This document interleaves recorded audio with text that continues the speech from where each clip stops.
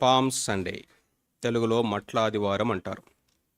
So palm సండేలో ఏం జరిగింది, ఈ దినాన ఈ ఆదివారానికి ఉన్న సిగ్నిఫికెన్స్ ఏంటి, ఎలా మనం అర్థం చేసుకోవాలి, మన వ్యక్తిగత జీవితాలకు ఈ పామ్ సండే దినాన ఉన్నటువంటి వర్తమానం ఏంటి, అవి మనం కొన్ని విషయాలు ధ్యానం చేసుకుందాం. మత్తయి సువార్త 21వ అధ్యాయము మొదటి నుంచి 17 వచనాలు చదువుకుందాం. యేసుక్రీస్తు ప్రభువారు ఆయన సిలువ వేయబడటానికి ముందు ఆదివారం జరిగినటువంటి విషయం ఇది.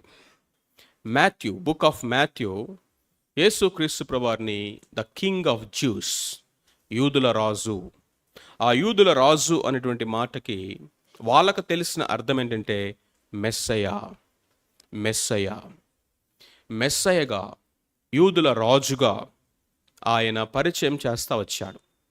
కాబట్టి ఆయన రాచరికానికి రాజుగా పోర్ట్రే చేసేటటువంటి అన్ని విషయాలని కూడా మత్తయి ఇంటెన్షనల్గా ఈ సువార్తలో రాస్తూ వచ్చినట్లుగా మనం చూస్తాం. అందుకనే రాజును ఆరాధించడానికి జ్ఞానులు వచ్చారు. జ్ఞానులు వచ్చింది మిగతా వాటిలో లేదు. ఆయన రాజ్య సంబంధమైనటువంటి ఆయన యొక్క మ్యాండేట్, ఆ రాజ్య సంబంధమైనటువంటి కాన్స్టిట్యూషన్ ఏంటో మత్తయే రాశాడు. కొండ మీద ప్రసంగం 5, 6, 7 అధ్యాయాలు. ఆయన రాజుగా ఉన్నాడు కాబట్టి ఆయన రాచరికానికి సంబంధించినటువంటి దావీదు వంశంలో నుండి ఆయన వస్తాడనటువంటి ఆ రాచరికపు వంశావళిని మత్తయే రాశాడు.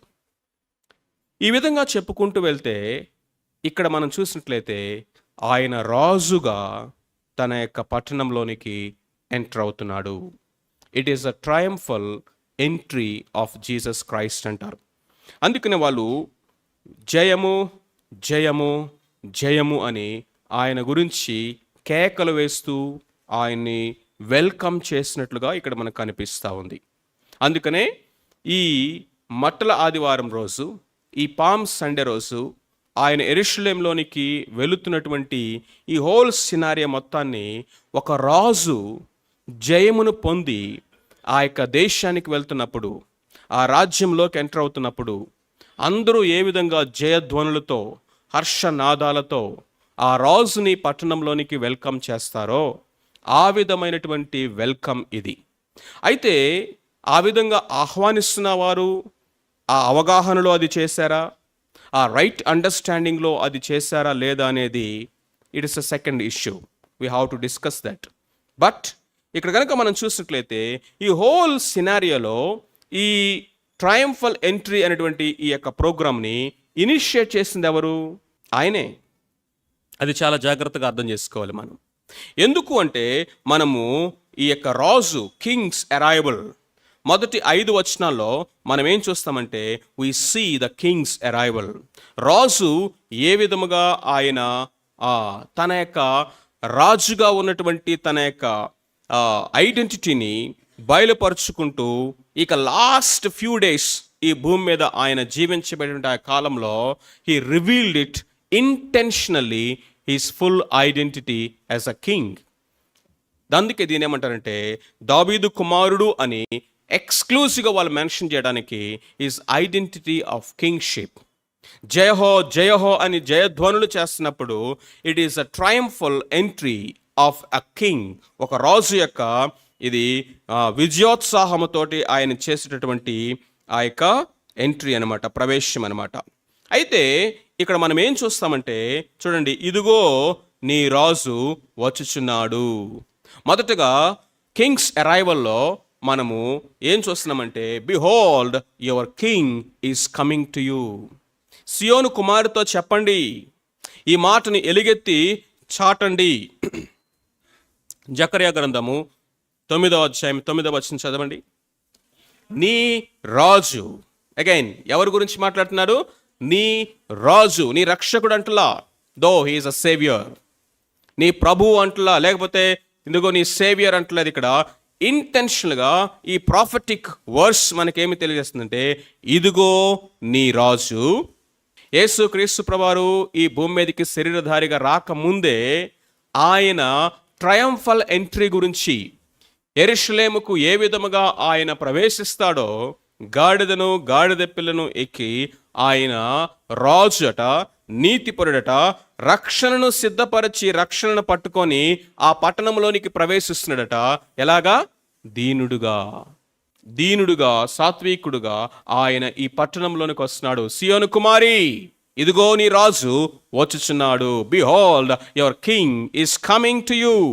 నీ రాజు నీ యొద్దకు వచ్చుచున్నాడు. మొదటి 5 వచనాల్లో దట్ ఈస్ అ కీవర్డ్స్. కాబట్టి 5 వచనాలు మనకి ఏం తెలియజేస్తుందంటే కింగ్స్ అరైవల్, ఈ రాజు యొక్క ఆగమనం గురించి మాట్లాడుతూ ఉంది. ప్రభువైనటువంటి యేసుక్రీస్తు వారు ఆయన రాజులకు రాజు, ప్రభులకు ప్రభు, సకల రాజ్యములు ఉన్నటువంటి రాజుల మీద అధికారి. సింహాసనాలు ప్రభుత్వములన్నిటినీ కూడా ఆయనే నియమించువాడు. ఒకడును గద్దెనెక్కించువాడు ఆయనే, గద్దెను దించి గర్వముననుచువాడును ఆయనే. ఎందుకంటే ఆయన సార్వభౌముడు, సర్వాధికారి. అలాంటి ఆయన ఒక పశువుల తొట్టులో పడుకున్నాడు. అలాంటి వ్యక్తి పసిబాలుడిగా పుట్టి ఆయన ఈ లోకములో తలవాల్చుకున్నట్టుకు చోటైనా లేనివానిగా పేదరికాన్ని అనుభవించాడు. ఆ యొక్క రాజు ఎవరి నోటి మాట చేత, కను సైగ చేత ఆయన చెయ్యి ఎత్తి ఒక్కసారి అట్లా చూపిస్తే పరలోకము, భూమి, ఈ యొక్క సర్వము కూడా, యూనివర్స్ అంతా కూడా స్టాండ్ స్టిల్గా నిలిచిపోతుంది. ఆయన ఎక్కడ ఉంటే అక్కడ అందరూ కూడా ఆయన లేచి నిలబడి వాళ్ళ కిరీటాలను పాదంలో పడవేసి సాగిలి పడతారు. ఆయన మన కొరకు ఆ రాజు వచ్చాడు ఈ భూమి మీదకి. ప్రవక్తలు అన్నారు వస్తున్నాడు అని, ఆయన రాకడ గురించి ప్రవచించారు. మనం చదువుకున్న వాక్య భాగము వస్తున్నటువంటి క్రీస్తు ప్రభువుని గురించి రాయబడింది. ఇప్పుడు నీవు నేను మనము వచ్చినటువంటి క్రీస్తు ప్రభు గురించి మాట్లాడుకుంటున్నాము. ఆయన ఎలా వచ్చాడట?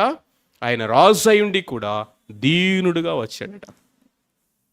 మొట్టమొదటిగా మనం ఏం చూస్తున్నామంటే a planned entrance in to the city. ఆయనే తన యొక్క ప్రవేశాన్ని, లేకపోతే ఆ పట్టణంలోనికి వెళ్ళేటటువంటి దాన్ని ఆయనే ప్లాన్ చేశాడు, ఆయనే ఇనిషియేట్ చేశాడు. ఈ మాటలు మనకేం తెలియజేస్తున్నాయి? మొదటి 3 వచనాలు కనుక చూసినట్లయితే, వారు యెరూషలేమును సమీపించినప్పుడు, బేత్పేగకు వచ్చినప్పుడు 2 శిష్యుల్ని ఆయన పిలిచి, ఎదుటి ఉన్న గ్రామంలోనికి వెళ్ళండి. మీరు అక్కడికి వెళ్ళగానే ఒక గాడిద పిల్ల మీకు కనిపిస్తాయి. వాటిని విప్పి తోలుకొని రండి. ఎవడైనా గనక ఏమైనా అడిగితే ఏం చెప్పాలి? అవి ప్రభువునకు కావలసి ఉన్నవి అని చెప్పండి. వెంటనే వాడు తోలి పెడతాడు మీకు. అవి తీసుకొని రండి అన్నాడు. వారు అవి తీసుకుని వస్తున్నప్పుడు వారి వస్త్రములు వాటి మీద వేసినప్పుడు ఆయన వాటి మీద కూర్చున్నాడు, దాని మీద, గాడిద మీద కూర్చున్నాడు. అండ్ ఆయన యెరూషలేము వైపు ప్రయాణమై వెళ్తా ఉన్నాడు. ఎందుకు అంటే ఈ ఇన్సిడెంట్ అనేది ఏదో యాక్సిడెంటల్గా జరిగింది కాదు. ఇక్కడ దాకా నడిచి వచ్చాం, కొంచెం కాళ్ళు నొప్పులు పడుతున్నాయి, అక్కడ ఏమైనా గాడిద ఉంటే పట్టుకురండి, దాని మీద కూర్చుంటాను నేను అని చెప్పాల ప్రభు. లేకపోతే ఆయనకి ఏదైనా వాహకం కావాలి కాబట్టి, అలసిపోయాడు కాబట్టి, లేకపోతే అక్కడ ఏదో గాడిద కనపడింది కాబట్టి దాన్ని పట్టుకురండి అని, దాని మీద కూర్చుంటానని యాక్సిడెంటల్గానో, యాదృచ్ఛికంగానో, బై ఛాన్సో ఇది జరగలేదు. మనకు ఆల్రెడీ ఇప్పుడు చదివిన లేఖన భాగం ఏం చెప్తుందంటే ఇట్ ఈస్ అ ప్రాఫెసీ, అది ప్రవచనాత్మకమైనటువంటిది. ఆ విధముగా ఆయన రక్షణను పట్టుకొని, అంటే సిలువ మరణాన్ని పొందడానికి, తన రక్తాన్ని కార్చడానికి, సమస్త మానవాళి యొక్క పాపముల కొరకు పాప పరిహారము చేయడానికి ఆ పట్టణంలోనికి ఎలా వెళ్తాడంటే గాడిద మీద వెళ్తాడు. ఆయన దీనుడుగా వెళ్తాడు. అయితే ఆయన రాజు. ఇది జకర్యా చేసిన ప్రవచనము. ఆ ప్రవచనం యొక్క నెరవేర్పు కాలము ఈ సమయము. ఆయనకు అది తెలుసు కాబట్టి ఇప్పుడు లేఖనము నెరవేర్చబడినట్లు ఆయన అది చేశాడు. First point. ఎందుకు ఆయన యెరూషలేములోనికి వెళ్ళాడయ్యా అంటే, ఎందుకు గాడిద మీద ఎక్కి ఆయన వెళ్తూ వచ్చాడంటే, ఎందుకు ఆ విధమైనటువంటి హంబుల్, మీక్ ఆ ఎంట్రన్స్ అనేది ఆయన తీసుకున్నాడు. యుద్ధాలు గెలిచినటువంటి రాజులు ఏమెక్కి రావాలి? గుర్రాలెక్కి రావాలి. అలా చేతులు ఏముండాలి? కత్తులు ఉండాలి. అలా తల మీద ఏముండాలి? కిరీటాలు ఉండాలి. కానీ ఇక్కడ రాజు అయిన, నిజానికి రాజులకు రాజు ప్రభులకు ప్రభువే, కానీ ఈయన గాడిద మీద వస్తున్నాడు. ఈ ఎంట్రన్స్ మనకేమి నేర్పిస్తుందంటే every detail occurrence of his life is already planned. Nothing is surprise, nothing is accidental. ఆయన ఈ భూమి మీదకి ఎప్పుడు రావాలో గలతీ పత్రులు అంటున్నాడు, కాలము సంపూర్ణమైనప్పుడు ఆయన తన కుమారుని ఈ లోకానికి పంపించాడంట. ఎప్పుడు? కాలము సంపూర్ణమైనప్పుడు. అంటే ఆయన ఈ లోకానికి ఎప్పుడు రావాలో అనేది ఆయన ప్రణాళికలో ఉన్నది. ఆయన ఈ భూమి మీద ఎంతకాలం జీవించాలో అది ఆల్రెడీ ఆయన ప్రణాళికలో ఉంది. ఆయన ఎప్పుడు సేవ ప్రారంభించాలో పబ్లిక్ మినిస్ట్రీ ఆయనకు తెలుసు, అది ఆయన ప్రణాళికలో ఉంది. ఈ 3.5 సంవత్సరాల్లో ఆయన ఏమి చేయాలో తెలుసు. ఇప్పుడు the last week off he stay on earth వచ్చినప్పుడు ఆయన ఇప్పుడు ఏమంటున్నాడంటే యెరూషలేములోనికి వెళ్దాం రండి అంటున్నాడు. And he prepared this. ఈ డీటెయిల్స్ మనకి ఏం నేర్పిస్తుందంటే మన యొక్క జీవితంలో కూడా మన యొక్క ప్రతి ఏరియాని ఆయన ప్లాన్ చేశాడు. నీ రక్షణను ఆయన జగత్తు పునాది వేయబడక ముందే సిద్ధపరిచాడు. మన యొక్క జీవితంలో ఏదో యాక్సిడెంటల్గా, యాదృచ్ఛికంగా, అనుకోకుండా ఏవో జరిగిపోతున్నాయి నా ప్రమేయం లేకుండా అని అనుకోవద్దు. కోర్స్ కొన్నిసార్లు మనం తీసుకునేటటువంటి ఆ బుద్ధిహీనమైనటువంటి నిర్ణయాలను బట్టి దేవుని కార్యాలు ఆలస్యం కావచ్చు, కానీ అవి ఖచ్చితంగా ఆయన బిడ్డల యొక్క జీవితంలో అవి ఆయన నెరవేరుస్తాడు. దీన్ని మనం నమ్మాలి. భక్తుడైన దావీదు అంటున్నాడు, నియమించబడిన దినముల్లో ఒకటైనను కాక మునిపే నా దినములన్నీ నీ గ్రంథములో లిఖితములాయి ఉన్నాయి. As if God has already my book in every page he has written my life and he is sovereign to execute that. నా భవిష్యత్తుని ఎరిగిన దేవుడు, నా ఫ్యూచర్ని ఆయన సెక్యూర్ చేస్తున్నటువంటి దేవుడు, నా ప్రస్తుతాన్ని అంగీకరించి నన్ను నడిపించే దేవుడు. ఎందుకు నేను భయపడాలి? ఆయన చేతికి మనం సమర్పించుకొని, ప్రభువా ఇదిగో నా దినములన్నీ నువ్వు చూస్తున్నావు, నా అంతము నీ కళ్ళ ముందు కనిపిస్తూ ఉంది, ఈ భూమి మీద నేను ఎంతకాలం జీవిస్తానో నీకు తెలుసు, నా కొరకు నువ్వు ఏమేమి సిద్ధపరిచావో నువ్వు ఆల్రెడీ ప్లాన్ చేస్తున్నావు, ఇదిగో నీ చిత్తంలో నేను అనుదినము నడవటం నాకు నేర్పించు. చింత ఎందుకు? ఆయన ఎప్పుడు యెరూషలేములోకి వెళ్ళాలో ఇట్స్ ఆల్రెడీ ప్లాన్డ్. ఏ డే ఎంటర్ అవ్వాలో ఆల్రెడీ ప్లాన్డ్. ఎలాగా ఆయన ఎంటర్ అవ్వాలో ఇట్స్ ఆల్రెడీ ప్రొఫెసీడ్. ఇవి మనకేమి నేర్పిస్తుందంటే divine orchestration and divine authority of Jesus Christ in every event that occurs and the times and seasons and the all possibilities. వాటన్నిటి మీద కూడా ఆయనకేముందో చెప్పండి, అధికారం కలిగిన వాడుగా ఆయన కనిపిస్తూ ఉన్నాడు. అయితే ఈ రాజు జకర్యా 9:9 నెరవేర్పు ప్రకారము ఏ విధంగా వస్తా ఉన్నాడంటే జెంటిల్.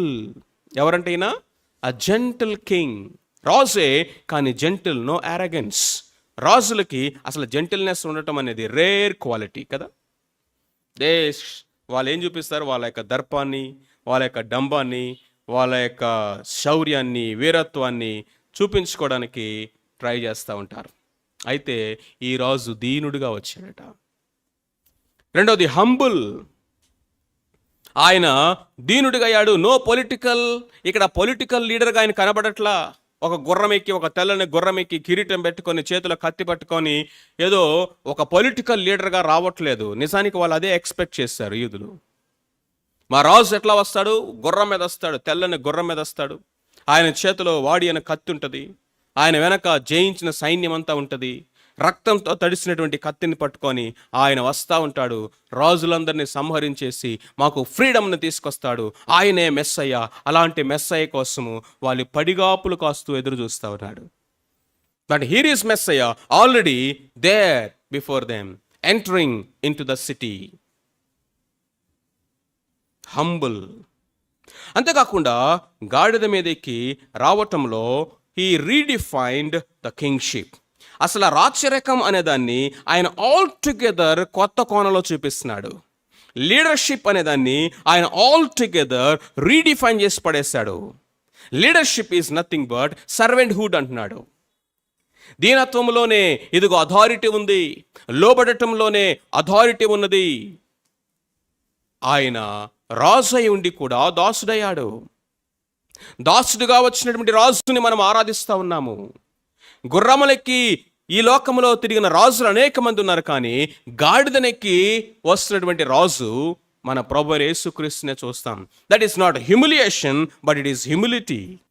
యేసుక్రీస్తు ప్రభువారి లోకానికి వచ్చి మనకు చూపించిన మాదిరి ఏంటంటే, ఎవడైనా నాయకుడిగా ఉండాలంటే వాడేమవ్వాలి?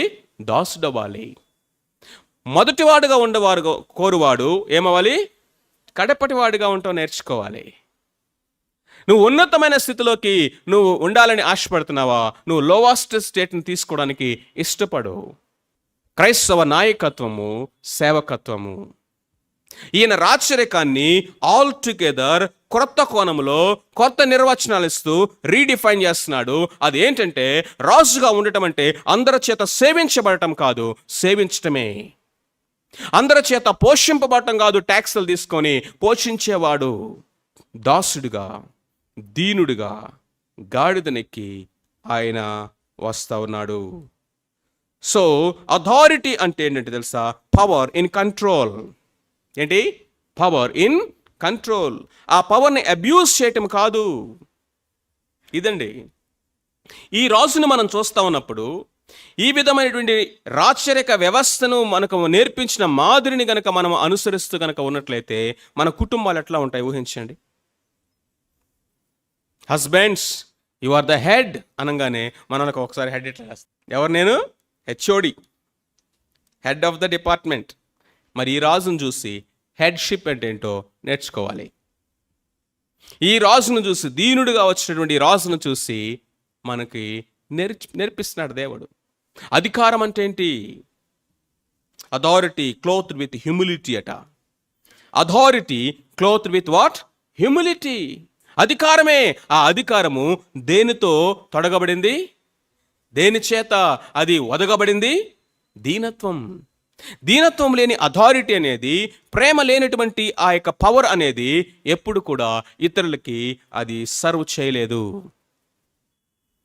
ఆయన గాడిదనెక్కి వస్తా ఉన్నాడు. మొట్టమొదటిగా మనం ఏం చూస్తామంటే ఆ ప్లాన్డ్ ఎంట్రన్స్, రెండవది ఆ ప్రాఫెటిక్ ఫుల్ఫిల్మెంట్. ఏం పట్టుకొని వచ్చాడట? రక్షణను చేత పట్టుకొని వచ్చాడు. ఏంటి రక్షణ అంటే? తనను తాను బలిగా, అర్పణగా ఆ శిలువ మీద బలియాగమౌటకు ఆయన యెరూషలేములోనికి వెళ్తున్నాడు. శిష్యులతో చెప్పాడు, యెరూషలేముకి వెళ్ళాలి, అక్కడ వారు నన్ను బంధిస్తారు, దుష్టులైన చేతులకు అప్పగిస్తారు, వారు నన్ను కొట్టి హింసించి సిలువకు అప్పగిస్తారు. ఇప్పుడు మీరు చెప్పండి, యేసుక్రీస్తు ప్రభువారు యెరూషలేమునకు గాడిద మీద ఎక్కి ఎందుకు వెళ్తున్నారో తెలుసా? తెలీదా? తెలుసు. అందుకనే జకరియా రాశాడు, రక్షణను చేత పట్టుకొని సియోను కుమారి, నీ యొద్దకు నీ రాజు వస్తున్నాడు. రెండవది ఏంటంటే 6-11 ఆ ప్యాసేజ్ అంతా మనకేం కనిపిస్తుంటే ద క్రౌడ్స్ రెస్పాన్స్. అంటే ఈ జన సమూహము ఏ విధంగా రెస్పాండ్ అయ్యారు. The king's arrival or king's entry. రెండవది ద క్రౌడ్స్ రెస్పాన్స్. అక్కడ ఉన్నటువంటి జన సమూహము ఏమంటున్నారు చెప్పండి? అక్కడ కీవర్డ్స్ ఏంటంటే హోసన్నా హోసన్నా, జయము జయము, దావీదు కుమారునికి జయము, ప్రభు పేరిట వచ్చువాడు స్తుతింపబడును గాక, సర్వోన్నతమైన స్థలములలో జయము జయము జయము అని కేకలు వేసిరి. జయం అన్న మాట కింద ఏం రాశారు? హోసానా హోసానా హోసానా, జయము జయము జయము. ఇక్కడ జాగ్రత్తగా కొన్ని విషయాలు మనం అర్థం చేసుకోవాలి. వాళ్ళు పాడే పాటలు, వాళ్ళు వేసే కేకలు, వారు చేసేటటువంటి ఆరాధన, ఇవన్నీ కూడా వాస్తవమేనంటారా? అది వారి యొక్క అవగాహనలో నుంచి వచ్చిందంటారా?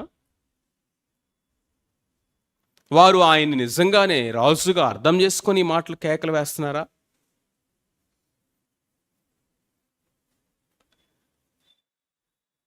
ఇక్కడ జాగ్రత్తగా డిస్క్రిప్షన్ గమనించినట్లయితే వారు దారి పొడవున ఏం పరిచారట? బట్టలు, వస్త్రాలు పరుచుకుంటూ వచ్చారు. Spreading the garments on the floor ఏం చూపిస్తుందంటే సబ్మిషన్. సబ్మిషన్. ఆయన్ని ఆనర్ చేస్తూ మనము లోబడటానికి సాదృశ్యం. ఆయన పాదాల దగ్గర పెడుతున్నాం. ఆయన పాదాల దగ్గర ఆ వస్త్రాలు పడేశారు, ఆయన పాదాల దగ్గర ఆ కిరీటాలు పడవేశారు, ఆయన పాదాల దగ్గర మరియ కూర్చుంది. ఆయన పాదాల దగ్గర తీసుకెళ్లి పెట్టడం అనేది దేనికి సాదృశ్యం అంటే it is an act of what? Submission. రెండవది, వారు ఆ చెట్టు యొక్క కొమ్మలు నరికి ఆ కొమ్మలతోటి వాళ్ళు వేవ్ చేస్తుంటారు, తర్వాత అవి రోడ్ల మీద పరిచారు. Weaving of the branches of the palm trees. ఇవేమి తెలియజేస్తుందంటే సెలబ్రేషన్. మూడోది కనుక చూసినట్లయితే వారందరూ కూడా గొప్ప స్వరముతో కేకలు వేయుచుండిరి. ఏమని రాస్తుంది అక్కడ? కేకలు వేయుచుండ్రి అన్నప్పుడు ఆ విజిబుల్ పబ్లిక్ వర్షిప్. జాగ్రత్తగా ఇక్కడ చూడండి, 3 ప్రాముఖ్యమైనటువంటి మాటలు వాళ్ళు తెలిసి చేసిన తెలియక చేసిన ఆ యాక్ట్ ఆఫ్ ఆ హోల్ రెస్పాన్స్లో ఆ క్రౌడ్ ఏ విధంగా ప్రతిస్పందించారు దాంట్లో వర్షిప్ అంటే ఏంటో మనం నేర్చుకోవచ్చు. మొట్టమొదటిది, ఆరాధనలో కావాల్సిందంటే submission. Where there is no submission there is no worship. మనల్ని మనము దేవునికి ముందు సమర్పించుకోకుండా మన యొక్క జీవితాలని ఆయన పాదాల దగ్గర ప్రభువా నా జీవితంలో సమస్తము నీ చిత్తమే అని చెప్పేటటువంటి మనస్సు నీకు లేకుండా మన నోట్లో నుంచి వచ్చే ఆరాధన అది ఆరాధన కాదు. Submission in heart, worship in mouth. ఎప్పుడైతే మనము సజీవ యాగముగా ఆయనకి సమర్పించుకుంటామో ఆయన అన్నాడు ఇట్టి సేవ యుక్తమైనది. సేవ అన్న మాటకు అక్కడ ఆరాధన అని రాస్తుంది. ఆరాధన. సమర్పణ అనేది ఎప్పుడు బలిని కోరుతుంది. సమర్పణ అనేది ఎప్పుడు సాక్రిఫైస్ని కోరుతా ఉంది. Where there is no sacrifice there is no submission. Or ఇంకొంచెం ఇడిదిప్పి చెప్పాలంటే where there is no submission there is no sacrifice, and where it is no sacrifice there is no worship. సమర్పణ లేకుండా బలి అర్పణ లేదు, బలి అర్పణ లేకుండా ఆరాధనే లేదు. అయితే ఇక్కడ దేవుడు ఎడ్లను, కోళ్లను, పొట్టేళ్లను, పక్షులను, వాటి యొక్క రక్తాన్ని, మాంసాన్ని ఆయన ఆరాధనగా కోరుకోవట్లేదు, కానీ విరిగి నలిగిన హృదయమే దేవునికి ఇష్టమైన బలి. మన జీవితాలని సంపూర్ణంగా దేవునికి సమర్పించుకోవటమే నిజమైన ఆరాధన. ఆరాధనలో త్యాగం ఉంది, ఆరాధనలో సమర్పణ ఉంది, ఆరాధనలో నా చిత్తము కాదు ప్రభువా నీ చిత్తమే అని చెప్పటం ఉంది. That is worship. ఆరాధన అంటే 2 పాటలు పాడటం కాదు. ఆరాధన అంటే 2 మాటలు పలకటం కాదు. ఆరాధన అంటే ఆదివారం మాత్రమే చేసేది కాదు. ఒకవేళ ఆదివారం మాత్రమే చేసేది ఆరాధన అయితే నువ్వు ఆదివారపు క్రైస్తవుడువు, అలవాటు క్రైస్తవుడువు, ఇంకా గట్టిగా చెప్పాలంటే నామకార్థ క్రైస్తవుడువు. అనుదినము చేసేది ఆరాధన. ఆ అనుదిన జీవితంలో మనము క్రీస్తుకు సమర్పణ కలిగిన జీవితము కలిగి జీవించటమే ఆయన్ని ఆరాధించటం. Worship must be 24/7 and it starts from submission. రెండోది కనుక మనం చూసినట్లయితే వర్షిప్ ఈజ్ సెలబ్రేషన్.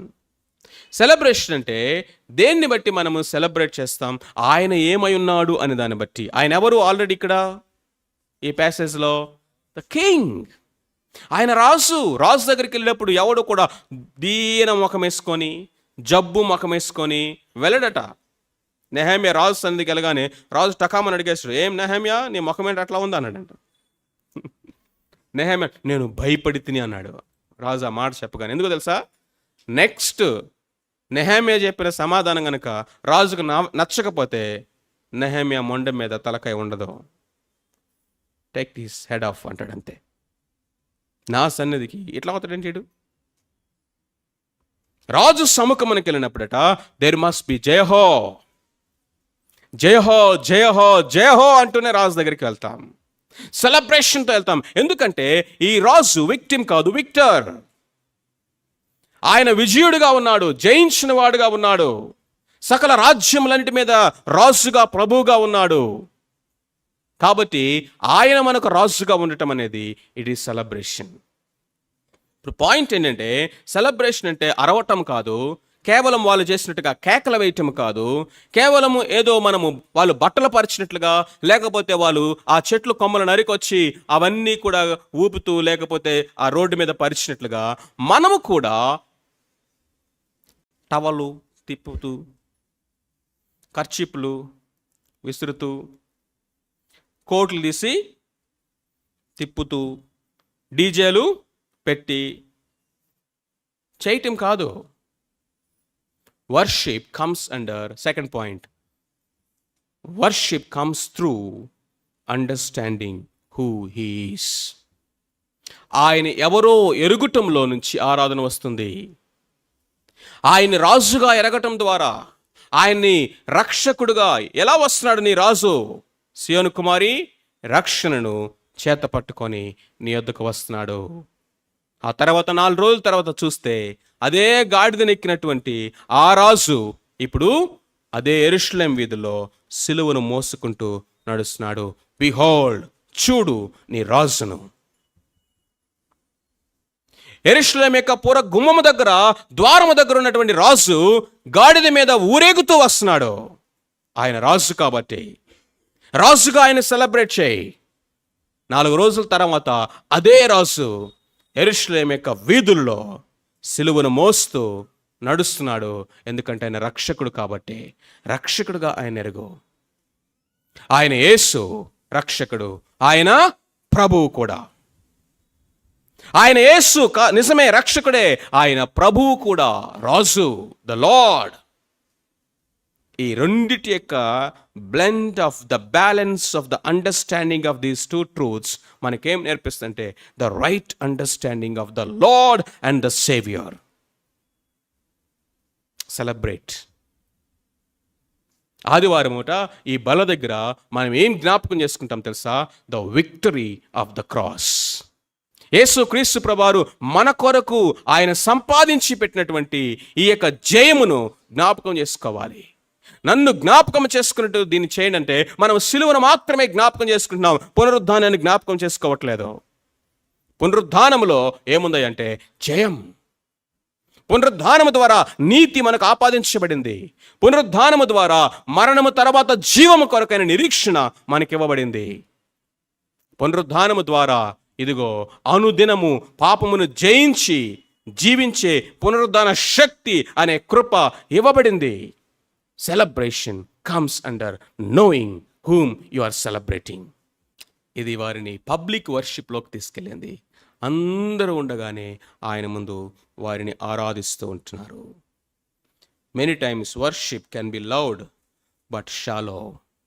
చాలా గొప్పగా, గంభీరముగా, గట్టిగా ఆరాధన చేస్తున్నంత మాత్రాన వాళ్ళకు అన్నీ తెలుసు అనుకోబాకండి.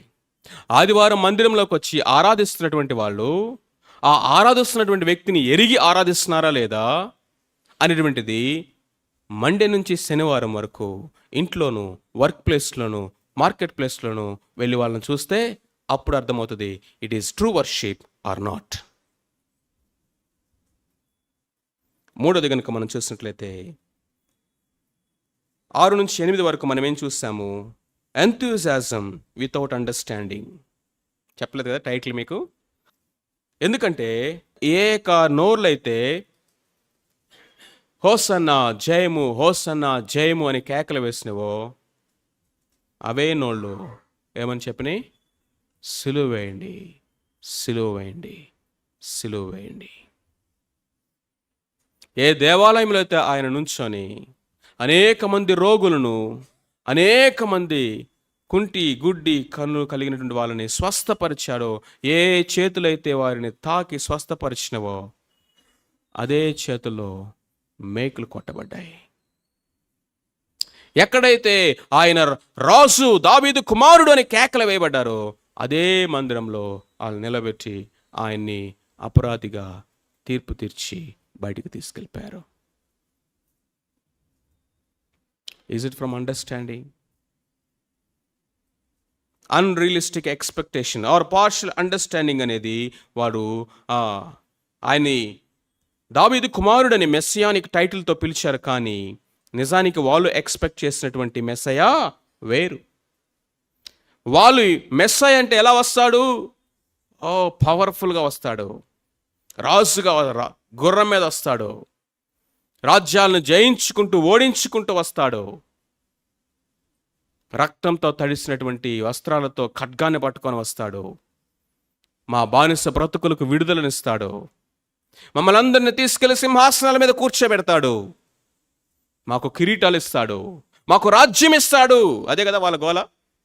యేసుక్రీస్తు ప్రభువారు ఆరోహణం వెళ్తుంటే యేసుక్రీస్తు ప్రభువారు చెంగు పట్టుకొని, ప్రభా ఒక నిమిషం కిందకి దిగు, పైకి వెళ్ళబాకప్పుడే అన్నట్లుగా ఏమడిగారండి? ఈ సమయమందు ఇశ్రాయేలుకు రాజ్యము ఇస్తావా? అదే కదా అపోస్తల కార్యంలో చూసేది 1:6. కాబట్టి వారు కూడి వచ్చినప్పుడు, ప్రభువా ఈ కాలమందు ఇశ్రాయేలునకు మరలా రాజ్యం అనుగ్రహించుదువా అని ఆయనను అడుగుగా. ఏ టైమో తెలుసా ఇది? ఆయన ఆరోహణమే వెళ్తున్నాడు పరలోకానికి. ఫైనల్ ఫ్యూ వర్డ్స్ చెప్పేస్తున్నాడు వాళ్ళకి. గ్రేట్ కమిషన్ ఇస్తున్నాడు. మీరు సర్వలోకానికి వెళ్ళి సర్వ సృష్టికి సువార్త ప్రకటించి సమస్త జనులను శిష్యులుగా చేయండి. పైనుండి శక్తి వచ్చే వరకు యెరూషలేములో మీరు వేచి ఉండండి. మీరు శక్తి పొందుకుంటారు, నా సాక్షులుగా ఉంటారు, భూ దిగంతాలకు వెళ్ళి పని చేయండి అంటే వీళ్ళు అక్కడ కూర్చుని అంటున్నారు, యేసయ్య రాజ్యం ఇస్తావా ఇప్పుడు? వాళ్ళ మనస్సంతా రాజ్యం, వాళ్ళ మనస్సంతా. పేతురు ఏమడిగారు? నేను సమస్తమును విడిచి వెంబడించి తిని నాకేమీ దొరుకును. ఆయనకేదో సింహాసనం అంటున్నావు, ఆయనకేదో కిరీటలు అంటున్నావు, వీడికేదో ధనం అంటున్నావు, మరి మా సంగతి ఏంటి? అనేక సార్లు యేసుక్రీస్తు ప్రభువారి వెంట ఎందుకు మనం వెళ్తామో తెలుసా? యేసుక్రీస్తు ప్రభువారిని ఎందుకు ఆరాధిస్తామో తెలుసా? ఎందుకు ఆయన్ని మనము నమ్ముకుంటామో తెలుసా? Expectation, false unrealistic expectations. ఒకవేళ అలాంటివి ఎవరైనా చెప్పినా అవి అబద్ధాలు, పచ్చి అబద్ధాలు. వాటిని నమ్మొద్దు. మీరు యేసుక్రీస్తు ప్రభువారిని నమ్ముకోండి, మీ కష్టాలన్నీ తీరుతాయి. ఈ ప్రపంచంలో అంతకంటే ఘోర అబద్ధం ఇంకొకటి లేదు. బైబిల్ నాకేం చెప్తుందంటే, నువ్వు యేసుక్రీస్తు ప్రభువారిని నమ్ముకుంటే శ్రమలు స్టార్ట్ అవుతాయి. క్రీస్తు యేసునందు సద్భక్తితో బ్రతకను ఉద్దేశించి వారందరూ హింస పొందుదురు. బ్లాంక్ చెక్ మీద గ్యారెంటీ రాసిచ్చాడు ఆయన. ఎస్, ఈ లోకంలో యేసుక్రీస్తు ప్రభువుకి శ్రమ కలిగింది, ఆయన వెంబడించిన శిష్యులకు శ్రమ కలిగింది. ఆయన వెంబడించే శిష్యులుగా ఈ లోకంలో జీవిస్తే విశ్వాసమును బట్టి, నీతిని బట్టి, పరిశుద్ధ జీవితాన్ని బట్టి, యథార్థతను బట్టి లోకము నిన్ను శత్రువుగా ట్రీట్ చేస్తుంది. లోకము నిన్ను మిత్రుడిగా ట్రీట్ చేస్తుందంటే నువ్వు లోకంతో స్నేహం చేస్తున్నావు. లోక స్నేహము దేవునికి వైరం. యేసు ప్రభు నమ్ముకోండి, అన్ని సమస్యలు తీరుతాయి. అక్కడే స్టార్ట్ అయింది అసలు సమస్య అంతా. ఇంట్లోనే స్టార్ట్ అయింది ముందు. యేసు ప్రభు నమ్ముకుంటే సమస్యలు ఎక్కడ పోయినాయి? స్టార్ట్ అయినాయి ఆ రోజు నుంచి. అసలు లోపల స్టార్ట్ అయింది సమస్య, యుద్ధం, పోరాటం. దేనికి? ఆత్మకు శరీరానికి యుద్ధం. శోధనలు స్టార్ట్ అయిపోయినాయి. ఇంట్లో ప్రభు నమ్ముకున్నందుకు సమస్యలు స్టార్ట్ అయిపోయినాయి. లోకానికి వెర్రివారుగా కనిపిస్తాం, లోకానికి పిచ్చివారుగా కనిపిస్తాం. మన భక్తి, మనం వెళ్ళి నేను ప్రార్థన చేశాను, ప్రభు నాతో మాట్లాడాడు, ఇది దేవుని చిత్తం అంటే ఏంట్రా? ప్రభు మాట్లాడా? దేవుడు మాట్లాడా? ఈయన ఎర్రగడ్డలా చేర్చండి రవండి. దేవుడు అంటే ఏదో మాట్లాడాడంటే ఇడికి. లోకమునకు వెర్రివారిగాను పిచ్చివారిగా కనిపిస్తావు నువ్వు. లంచం తీసుకోను, వెర్రోడుగా కనిపిస్తావు. లంచం ఇవ్వను, పిచ్చోడిగా కనిపిస్తావు.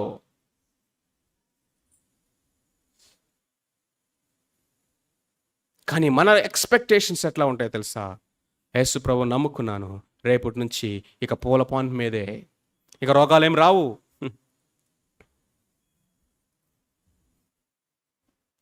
ప్రభు నమ్ముకున్నటువంటి, ప్రభు గొప్ప పరిచయం చేసినటువంటి సేవకులు, they went through the valley of shadow of death. మరణ పడకల మీద వాళ్ళు పొందిన శ్రమలు చూడండి. వాళ్ళకు వచ్చినాయి భయంకర రోగాలు. బ్రదర్ భక్త్ సింగ్ గారు ఎన్ని సంవత్సరాలు అండి? 18 సంవత్సరాల 18 years ఆల్మోస్ట్ ఆయన బెడ్ మీదే ఉన్నాడు. 18 years. Why? David Brainerd TB, tuberculosis వ్యాధితోటి 27 సంవత్సరాలకే చనిపోయాడు. వై?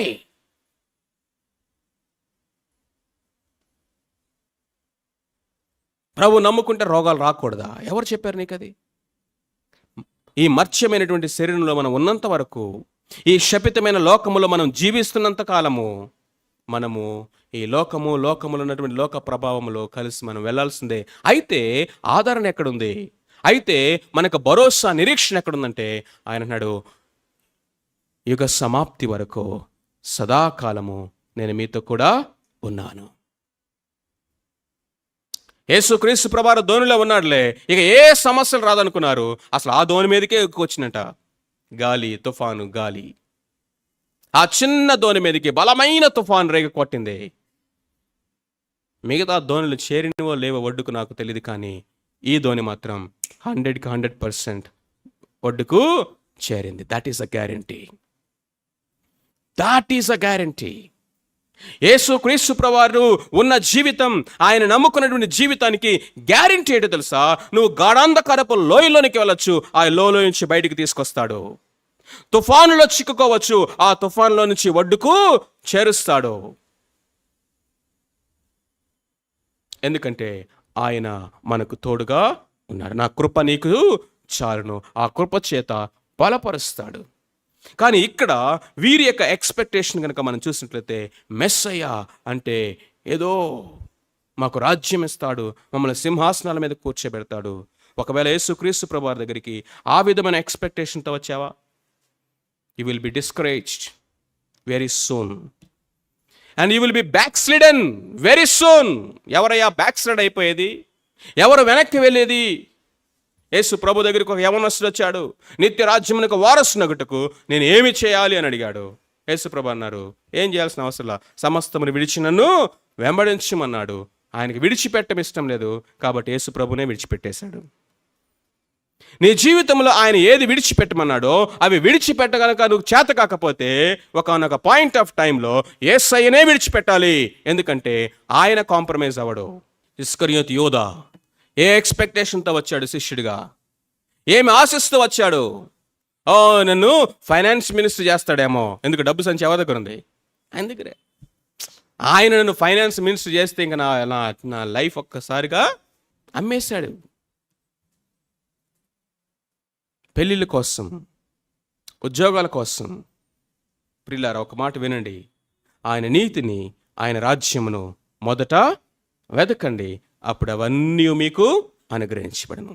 వాటన్నిటిని మీరు వెతకండి, అసలు పోగొట్టుకుంటావు. ఆయన్ని పోగొట్టుకుంటావు, ఆయన రాజ్యాన్ని పోగొట్టుకుంటావు. ఆయన్ని వెతకండి. Is a Kingdom, is a king, is a righteousness. మన నీతి ఆయనే, మన రాజు ఆయనే. ఆయన్ని వెతికినప్పుడు ఆయన అంటాడు, నువ్వు నా కుమారుడివి, నాదంతా నీది. యోహాను సువార్త 17వ అధ్యాయం అంటాడు, ఆయనవన్నీ మనవి.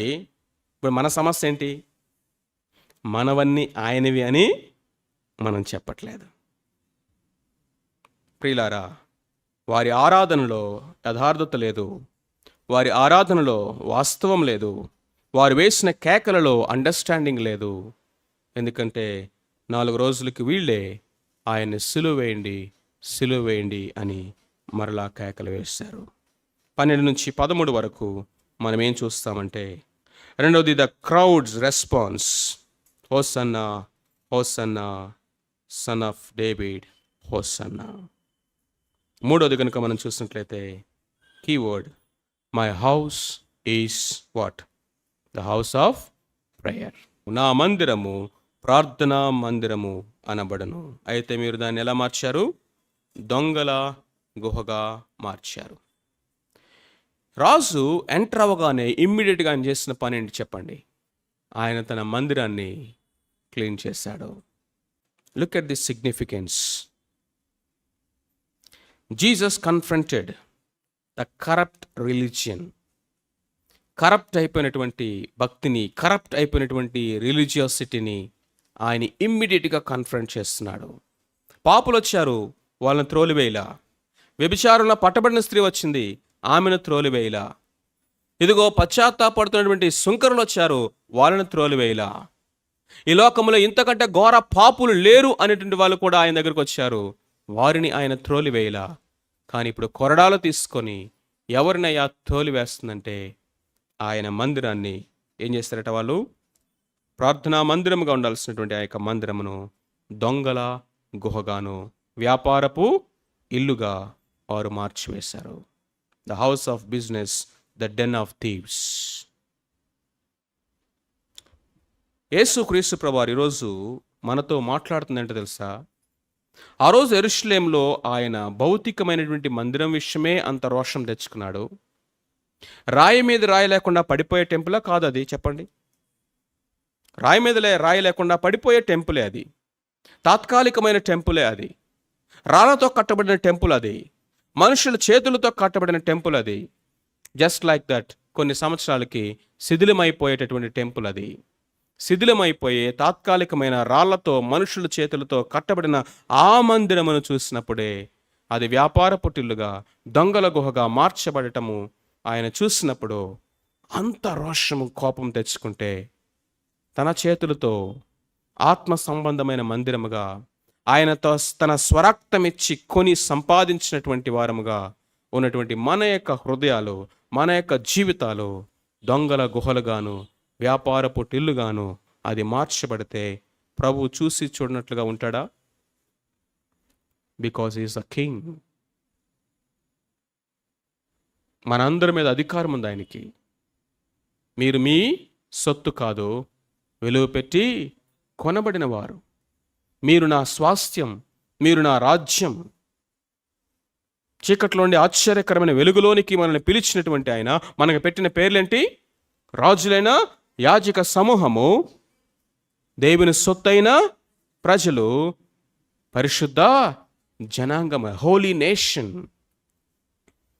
Inheritance of God. ఆయన స్వాస్థ్యమట మనం. ఆయన స్వకీయమైనటువంటి సంపాద్యము మనం. ఆయన సొత్తు మనం. ఆయన ప్రజలు మనము. ఇప్పుడు మనకు మనమే రాజుల్లాగా బ్రతుకుతాం. ఎవరికి నేను ఏమి లెక్క చెప్పాల్సిన అవసరం లేదు అనే లెక్కలేని జీవితము దొంగల గుహగాను, వ్యాపార పుటిల్లుగాను మందిరాన్ని మార్చడం అంటే. ప్రియులారా, ఇట్ ఈస్ వెరీ సీరియస్. మన హృదయాలు దేంతో నింపబడుతున్నాయి? దేవుని ఆలయంగా ఉన్నటువంటి ఈ మందిరము దేంతో నింపబడి ఉంది? ఐహిక విచారములు, ధనమోసములు అంటున్నాడు విత్తువాని ఉపమానంలో.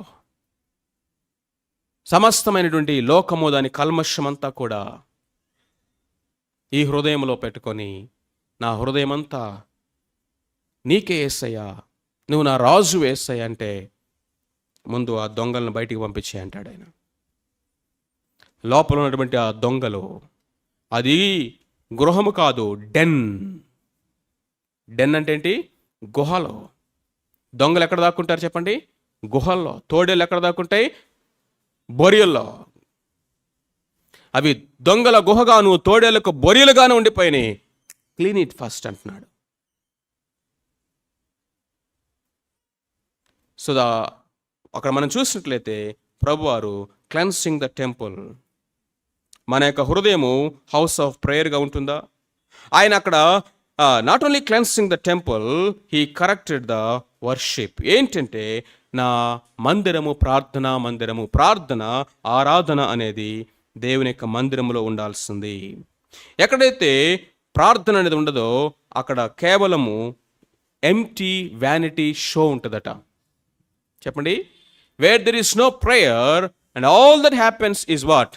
an empty vanity show. Where there is holiness, the ministry is manipulation and hypocrisy. పరిశుద్ధత లేని పరిచర్యట అది కేవలం వేషధారణతో కూడినటువంటి మ్యానిపులేషన్. ప్రార్థన లేనటువంటి మందిరాలట కేవలము తమాషాలు జరిగేటటువంటి ఒక స్థలం. No power. దేవుని యొక్క మందిరం అంటే మన కుటుంబాలు, మన హృదయాలు, మన యొక్క జీవితాల్లో ప్రార్థన ఉందా? పరిశుద్ధత ఉందా? ఆరాధన ఉన్నదా? దేవుని వాక్యం ఉన్నదా? లేకపోతే కొరడాలు తీసుకుంటాడంట ఆయన. ఎందుకంటే ఆ మందిరము కంటే ఈ మందిరం గురించి ఆయన ఎక్కువ శ్రద్ధ కలిగిన వాడు. 14వ వచనంలో ద కింగ్స్ కంపాషన్ మనం చూస్తున్నాం. ఈ రాజు యొక్క కంపాషన్ చూడండి. వాళ్ళనేమో తోలేశాడు, వీళ్ళనేమో ఆదరించి హక్కును చేర్చుకుంటున్నాడు. కరప్ట్ వర్షిప్ని చేస్తున్నటువంటి వాళ్ళని కొరడాలు తీసుకుని కొట్టి బయటికి తోలేశాడు. బయటికి తోలివేయబడినటువంటి వారిని ఆయన ఇప్పుడు లోపలికి తీసుకొస్తున్నాడు. ఎవరు వాళ్ళు? 14వ వచనంలో గుడ్డివారు, కుంటివారు దేవాలయంలో ఆయన యొద్దకు రాగా. Blind and the lame people, the rejected have become the received. తృణీకరించబడిన వారైనటువంటి వారు ఇప్పుడు ఏం చేయబడ్డారు? అంగీకరించబడిన వారయ్యారు. అంగీకరించబడిన వారుగా ఎంచబడుతున్నటువంటి ఈ కరప్ట్ పీపుల్ని దేవుడు కొరడాలతోటి బయటికి తోలివేశాడు. ఇప్పుడు ఆ మందిరంలో ఏం జరుగుతుందో తెలుసా? హీలింగ్. ఆ మందిరంలో ఏం జరుగుతుందో తెలుసా? దేవుని కృప ఎక్సర్సైజ్ చేయబడుతుంది. The grace of God is being exercise in the act of healing. ఇప్పుడు ఆ మందిరంలో దీన్ని ఏమంటారు? Currency exchange. కరెన్సీ ఎక్స్చేంజ్లు జరగట్లా. రోకలు అమ్మువారంటే ఏంటి? రోకలు మార్చువారంటే ఏంటి? యెరూషలేముకి అనేక దేశాల నుంచి వస్తారు ప్రజలు. వస్తా వాళ్ళ కరెన్సీ జేబులో పెట్టుకుని వస్తారు. కానీ యెరూషలేముకి వచ్చేసరికి అక్కడ కరెన్సీ చెల్లుతుంది. కాబట్టి అయ్యో నేను మర్చిపోయొచ్చాను, ఈ కరెన్సీ నో ప్రాబ్లం, మా దగ్గర ఆల్రెడీ ఏమన్నాయి ఇక్కడ ఇన్కమ్ ఎక్స్చేంజ్ చేసేటటువంటి బూతులు ఉంటాయి. మీరు ఎయిర్పోర్ట్లోకి వెళ్తే అక్కడ బూతులు కనిపిస్తాయి. మన రూపాయలు ఇచ్చి డాలర్లు తెచ్చుకొని అమెరికా ఫ్లైట్ ఎక్కొచ్చు. అట్లాగే ఇప్పుడు మందిరంలోనే వీళ్ళు ఫెసిలిటీస్ అన్నీ ఏర్పాటు చేశారు. ఒక చోట చూస్తేనేమో గొర్రెలు, ఎడ్లు, మేకలు, పావురాళ్ళు, ఇంకొక వైపు చూస్తేనేమో రోకలు మార్చువాలేక టేబుల్స్, అన్ని నేషనల్ కరెన్సీస్ అన్ని మా దగ్గర ఉన్నాయి. మీరు ఏ డబ్బులు ఇచ్చినా కానీ మేము కమిషన్ తీసుకొని మీకేం చేస్తాము? కరెన్సీ ఇస్తాం. హోల్ బిజినెస్ అంతా కూడా కరెన్సీ అంతా అక్కడే మారుతూ ఉంది. దేవుని మందిరంలోని ఇదంతా జరుగుతుందట. మొత్తం క్లీన్ చేశాడు. ఇప్పుడు పేద వాళ్ళు వచ్చారు లోపలికి, కుంటి వాళ్ళు వచ్చారు, గుడ్డి వాళ్ళు వచ్చారు, అక్కర్లో ఉన్న వాళ్ళు వచ్చారు. ఆయన వారిని స్వస్థపరుస్తున్నాడు. కృతజ్ఞత వాళ్ళు ఆయన ఆరాధిస్తున్నారు. ఆయన పాదాల మీద పడతా ఉన్నారు. That is worship, that is prayer. Grace is being restored, the ministry is being restored, the worship is being restored. ప్రియమైన వారలారా, దేవుని యొక్క మందిరంలో ఏమి జరగాలి? బిజినెస్లు జరగకూడదు. గుర్తుపెట్టుకోండి. దేవుని మందిరంలో బిజినెస్ చేసే వాళ్ళు వినండి. Do business for glory of God. Thank God. మీరు బిజినెస్ చేస్తున్న బట్టి చాలా సంతోషం. కానీ దేవుని మందిరాన్ని బిజినెస్ ప్లేస్గా చేయొద్దు. దేవుడు మనకిచ్చినటువంటి స్పిరిచువల్ రిలేషన్షిప్ ఏదైతే ఉందో, ఆత్మీయ సహోదరత్వాన్ని వ్యాపారం కోసం వాడొద్దు. వ్యాపారం గురించి ఇక్కడ డిస్కషన్స్ రావద్దు. చీరల గురించి, ప్లాట్ల గురించి, ప్రోడక్ట్స్ గురించి, లేకపోతే ఇంకా మరి దేని గురించి కూడా దేవుని మందిరంలో డిస్కషన్స్ రావడానికి వీల్లేదు. దేవుని యొక్క బిడ్డలు వ్యాపారం కోసం వాడుకోవటం అనేది దేవుడు సహించలేడు. అంతేకాదు, దేవుని యొక్క మందిరంలో వడ్డీ వ్యాపారాలు జరగకూడదు. దేవుని యొక్క మందిరంలో కరెన్సీ ఎక్స్చేంజ్లు, మన భాషలో అంటే వడ్డీ వ్యాపారాలు. నీ సహోదరు దగ్గర వడ్డీలు తీసుకుంటావా? నీ సహోదరుని ఎక్స్ప్లాయిట్ చేస్తావా? ఇదే నా సహోదరత్వము? ఇదే నా కుటుంబం అంటే? అక్కర్లో ఉంటే నువ్వు ఇవ్వగలిగితే ఇవ్వు, లేకపోతే చేతులు ముడుచుకొని కూర్చో అట్లీస్ట్. కానీ మనము 10 రూపాయలు ఇచ్చి నాకు 20 రూపాయలు రేపు ఇవ్వాలి అనేది అక్రమం, అన్యాయం. దేవుడు సహించడు. కొరడాలు తీసుకుని కొట్టేది వాళ్ళనే దేవుడు. తరిమేస్తాడు మందిరంలో నుంచి. గడగడగడ వనకాలి ప్రియులారా. మనం ఎవరన్నా మీ దగ్గరకు వచ్చి, అన్నా మేము ఈ నీడ్లో ఉన్నాము, మీరు ఆల్రెడీ పని చేస్తున్నారంట కదా, we want to avail your services అని వాళ్ళు వచ్చి అడిగితే తప్ప నెవర్ ఎవర్. నాకున్న కమిట్మెంట్ ఏంటో చెప్పమంటారా? మన సహోదరుడు ఫుడ్ స్టార్ట్ చేసిన వెంటనే మనకి ఏదైనా ఫుడ్ అవసరమైతే ఆ సహోదరు తప్ప ఇంక నేను ఎవరికి చెప్పను అనుకున్నాను. అది నా సహోదర ధర్మం. అర్థమైందా? నాకు ఎప్పుడైనా కారు కావాలంటే ఇదిగో ఆ పలానా సహోదరుడు ఆల్రెడీ బిజినెస్ చేస్తున్నాడు, ఆ సహోదరుడు తప్ప ఇంకెవరికి కాల్ చేయను నేను. ₹1 ఎక్కువ అనిపించినా కానీ ఆ సహోదరు దగ్గరే సర్వీస్ తీసుకుంటా. ఎందుకని? అది సహోదర ధర్మం. కానీ అదర్ సైడ్ ఏంటి చెప్పండి? We should not marketize it, we should not publicize it, we should not entice this, or we should not entertain to the people. ఇది చాలా జాగ్రత్తగా అర్థం చేసుకోవాల్సింది. వ్యాపారపు టిల్లుగా దేవుని మందిరాన్ని మార్చడానికి వీల్లేదు. రూకల మార్చే స్థలముగా దేవుని మందిరము, దేవుడిచ్చినటువంటి సంబంధాలు ఉండడానికి వీలు లేదు. అది అక్రమం, దేవుడు సహించడు దాన్ని. ఇది ప్రార్థనా మందిరము, ఆరాధన ఉండాల్సినటువంటి మందిరం, దేవుని కృప అత్యధికముగా కనబడాల్సినటువంటి స్థలం ఇది. ఆ విధంగానే ఇది ఎదగాలి. ఫైనల్గా మనం చూసినట్లయితే వారందరూ రిజెక్ట్ చేస్తున్నారు. పిల్లలు కేకలు వేస్తూ ఆరాధన చేస్తుంటే ప్రభువారు వారి దగ్గర నుంచి ఏం చేశారంట చూడండి, 17వ వచనం. వారిని విడిచి పట్టణం నుండి ఆయన బయలుదేరి బేతనీకు వెళ్ళిన. Kings with ట్రవల్. రాజుట వాళ్ళ దగ్గర నుంచి బయటికి వెళ్ళిపోయాడట. వాళ్ళ దగ్గర నుంచి బయటికి వెళ్ళిపోయాడు. 3 మాటలు ఇక్కడ మనం చూస్తున్నాం. మొదటిది రిసెప్షన్, ఆహ్వానించారు. రెండవది రిజెక్షన్, ఆయన తృణీకరించారు మందిరంలో. మూడవది రెస్టోరేషన్, ఆ మందిరాన్ని క్లీన్ చేశాడు, ఆ ఆరాధన అంగీకరించాడు, వచ్చినటువంటి గుడ్డివారిని కుంటివారిని స్వస్థపరిచారు. తిరిగి తన మందిరాన్ని ప్రార్థన మందిరముగా ఆయన ఎస్టాబ్లిష్ చేసి, వారి అంగీకారం అక్కడ లేదు, వారి ఆరాధన అక్కడ లేదు, అందుకని రాజుట వాళ్ళని విడిచి వెళ్ళిపోయాడు. ప్రియులరా, దేవుని యొక్క ఆమోదము లేని ఏ పని మనకొద్దు. దేవుని యొక్క ఆమోదం లేని, దేవుని యొక్క అంగీకారం లేని, దేవుడు సంతోషించని, దేవుడు ఓకే అని చెప్పని ఏ పని కూడా అది మనకి మేలు కాదు, శ్రేయస్సు కాదు. దేవుడు అంగీకరించడు. ఒకవేళ అందులోనే కొనసాగుతానంటే ఆయన పక్కకు తప్పుకుంటాడంట. నీ మార్గములు నిలబడి నిన్ను అడ్డుకోడు.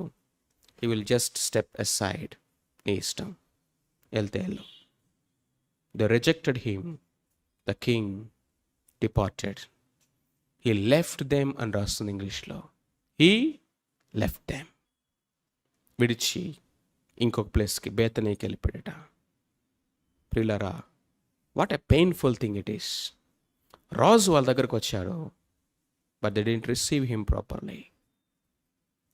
రిజెక్టెడ్. యేసుక్రీస్తు ప్రభువారు నీ రాజు, నీ ప్రభు, నీ హృదయమైన తలుపు దగ్గర నిలబడి తడుతున్నాడు. హృదయంలో చోటిస్తావా? రిసీవ్ చేసుకుంటావా? రిజెక్ట్ చేస్తావా? మన జీవితాల్లో ప్రభువుగా ఉండటానికి ఇష్టపడుతున్నాడు. రిసీవ్ చేసుకుంటావా? రిజెక్ట్ చేస్తావా? మన హృదయ సింహాసనాల మీద ఆయన కూర్చోవాలనుకుంటున్నటువంటి రాజు ఆయన. రత్న సింహాసనాలు కాదు, మణి మాణిక్యాదులతో చేసినటువంటి సింహాసనాలు కాదు. అసలు విడిచిపెట్టి వచ్చాడు ఆయన నీకోసం. ఏ సింహాసనం మీద అంటే మన స్తుతుల సింహాసనం మీద కూర్చోవాలనుకుంటున్నాడు. Will you worship him? Not just we expect something from, not because of unrealistic expectations, but ఆయన నా ప్రభువు, ఆయన నా రాజు, ఆయన నా రక్షకుడు. ఎదిగో నా దగ్గరికి వచ్చాడు, నన్ను వెతుక్కుంటూ వచ్చాడు, నా హృదయంలో స్థానం కోరుకున్నాడు.